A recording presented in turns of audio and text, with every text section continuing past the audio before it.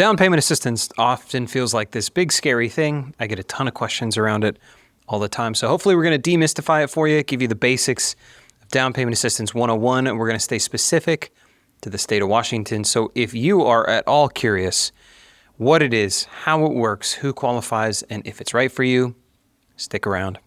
Let's jump in. I'm going to try and keep it simple, but hopefully give you just enough information to figure out if it's going to be a good option for you moving forward. I think one of the major pieces of down payment assistance and the heart behind why it exists is that we don't want to let saving stop you from buying a home. And that's really, hey, we acknowledge, proverbial we, and the Housing Commission acknowledges that saving for down payment is one of the biggest challenges for home buyers. And I think you would agree, it's probably why you're here. To me, I'm passionate about this because of what I call the 40X problem. So the Federal Reserve actually put out a study and they found out the median net worth, that's, hey, how much are you worth? What's your wealth creation? Is 40 times higher between a homeowner and a renter. And that may seem obvious, but hopefully that number at least sticks with you because I think it's real. And I don't think the wealth creation vehicle of owning a home goes away anytime soon. That yes, there's frustration with our housing market for lots of different reasons, but it still is and will continue to be one of the greatest ways to build wealth here in the U.S.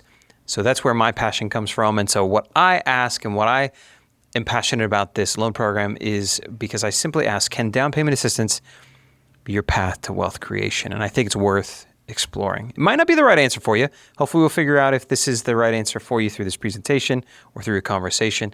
But either way, let's talk about it. The focus of this video is the Washington State Housing Finance Commission, the WSHFC for short. I'm a licensed and approved lender with the Housing Commission. I've worked with them for nearly a decade. This is not sponsored by them. I do not work for them. I work with them. And that's how the program. So I want to focus specifically today on Home Advantage Program. Side note, there's roughly 40, 50 different programs when you start to pair things all together. This one is the broadest reaching. It's the simplest to understand, and it's a great entry point into this program. So I want to start here just to explore how this actually works for people. Okay, so let's talk about what it is. It's not a grant. It's actually a second lien, and that is, hey, you're going to have a first mortgage. They're going to call this a second mortgage. So they tack it on to the loan you're going to use to buy the home. They offer it as a second lien with a 0 or sometimes 1% interest rate. Now, that loan, which is really important to understand, is due when you sell the home. So it's not free money, again, not a grant. If you refinance the home, you got to pay it off then. Or if you move out, it's not something that you continue to use as a rental investment and still leverage the funds. They would like you to pay it out then. So it's known in the industry as a balloon payment. It's a 30-year balloon payment, a second loan that is due in 30 years when you sell, refinance, or move out. How it works. Now that second mortgage amount, it's 3 to 5% of the loan amount. And that's on the purchase loan that you're going to do, whether it's FHA, VA, USDA, any of the big players in the purchase world. So for example, FHA, you put 3.5% down.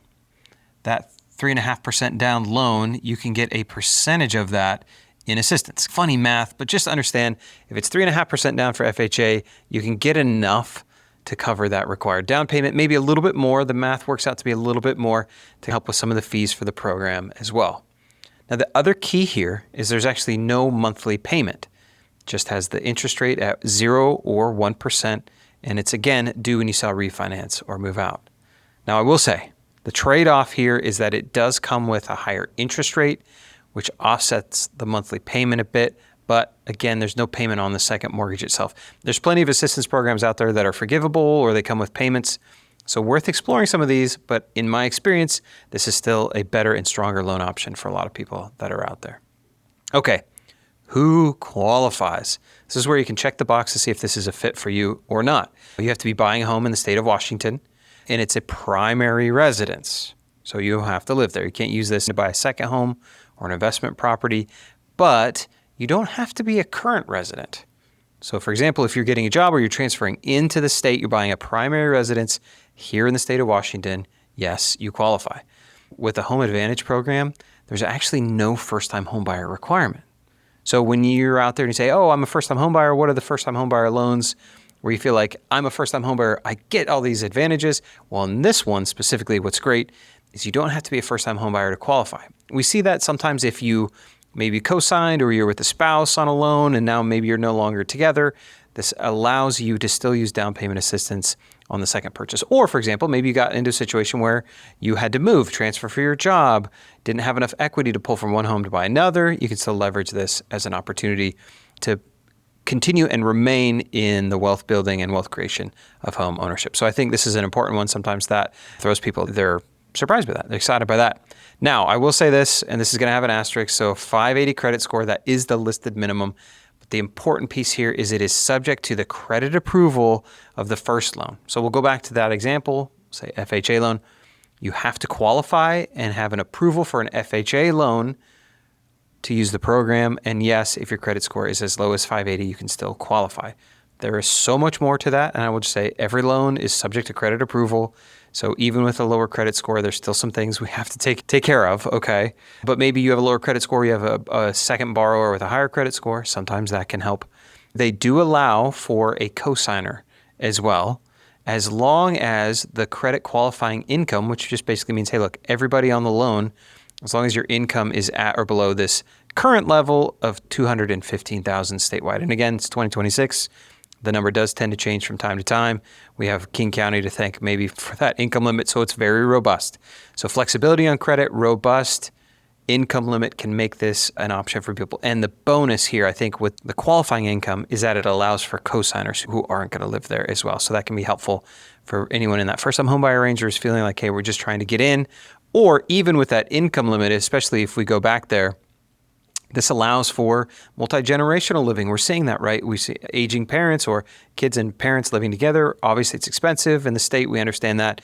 And so the flexibility and income limit allows for greater options for families as well. So keep that in mind. All right. So is it right for you? This is a deeply personal conversation and one I'm happy to explore with you. Here's my advice and maybe a few questions to ask yourself. And I would say, does the home and the loan fit in your 5-year plan? And I know as human beings, we can barely think past 5 years, but think through 5 years. If you can be in this home, so that's the area, the job, your community, your family can be here within the next 5 years, that will give you a safety window of saying, hey, like, we don't know what the market's going to do. We know we want to invest. We want to be here. Let's do this in a 5-year plan. 5 years is enough time to allow you to maybe move on and purchase another home with built-up equity. It also allows you to have enough equity either in paying the loan down or the home value increasing to refinance out of this program if you need to do that as well. One of my favorite ways to use this program is when it allows you to keep your emergency fund. So this isn't a, hey, I haven't been able to save, so I need to use this program. This is, I've been able to save, maybe not quite as much as I need, but if I use this program, it allows me to keep my money in savings. I love this. Or also, maybe not on this list, is your 401k. Maybe we don't touch retirement, don't keep emergency fund stays intact. We use down payment assistance to keep our savings, and this allows us to move forward into a healthier position of home ownership. Love it for that reason. It allows you to keep your funds to improve the property. So this is maybe a mild fixer-upper, not really built for the fixer-upper make a quick buck thing. But if it's a property that needs a little bit of updating, maybe it hasn't been updated for a while, think like grandma home, big grandma energy. This would allow you to take the funds you have to invest into the home to add more value. Something like that, again, you'd see more appreciation, more value to then maybe sell the home in that 2 to 5 year window, or again, take advantage of the added value of the home because of what you've done to it to refinance out of the program if you wanted to do that as well.